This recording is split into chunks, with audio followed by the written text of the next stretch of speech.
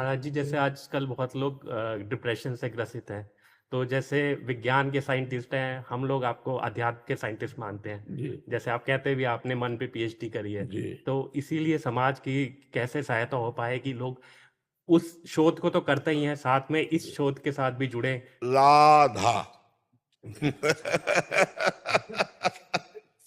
अगर ठीक ना हो जाए तो हमें बता देना। देखो डिप्रेशन क्यों होता है, उसके मूल पे पहुंचो। व्यर्थ का चिंतन, ओवर थिंकिंग। खास बात समझो, जब हमारे मन को कोई रास्ता नहीं मिल रहा है तो कभी दाएं कभी बाएं, कभी नेगेटिव कभी पॉजिटिव, वो सोचते सोचते सोचते सोचते अब शक्ति तो छीना ही हो रही, बढ़ रही नहीं। क्योंकि जगत का जो इतना चिंतन है ये शक्ति का ह्रास करता है और भगवान का चिंतन शक्ति को बढ़ाता है।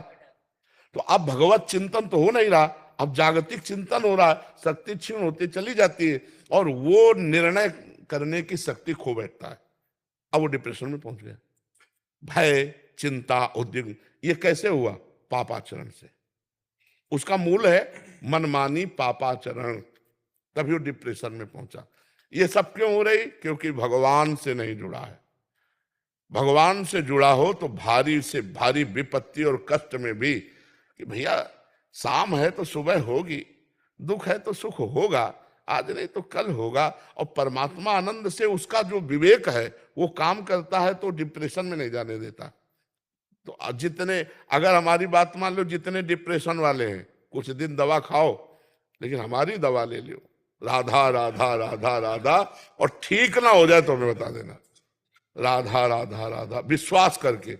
भाई ये विश्वास की दवा है। भगवान मैं ठीक हुआ हूँ हाँ, उन्हीं की दवा से। बिल्कुल बिल्कुल, विश्वास कर ले। मेरी बहुत हालत खराब थी, मैं चला ही गया था। अगर आपकी दवा ना होती तो मेडिकल साइंस की दवा से मैं ठीक होने वाला। हाँ बिल्कुल, क्योंकि भगवान में और भगवान के नाम में अपार सामर्थ्य है, अपार सामर्थ्य। बोलो। 2 साल पहले मैं महानालायक नालायक था, एक वीडियो देखी आपकी, उसके बाद मैं महानालायक से नालायक तो हुआ हूँ अभी। लायक बनाओगे आप, बस ये चाहता हूँ। वैसे हमारे प्रभु के दरबार में नालायक का ही ज्यादा आदर होता है। देखो, प्रभु को किसी लायकात की जरूरत नहीं और हम किसी लायक नहीं। बस ये बात जब मन में बैठ जाती है तो प्रभु का लाडला बन जाता है। और जब ये बात आती है कि मैं किसी लायक हूं तो फिर उसका गिरना शुरू हो जाता है। क्योंकि जब ये अहम आ जाता है कि मैं जितेंद्री, मैं काम विजयी, मैं क्रोध विजयी, तो फिर माया परीक्षा लेगी और परीक्षा में फेल पक्का होना है। और अगर जब ये हम पहले का ही रहे तो हमारी परीक्षा की जरूरत ही नहीं है। तो हमें लगता है हम नालायकी भले रहता अच्छा रहेगा।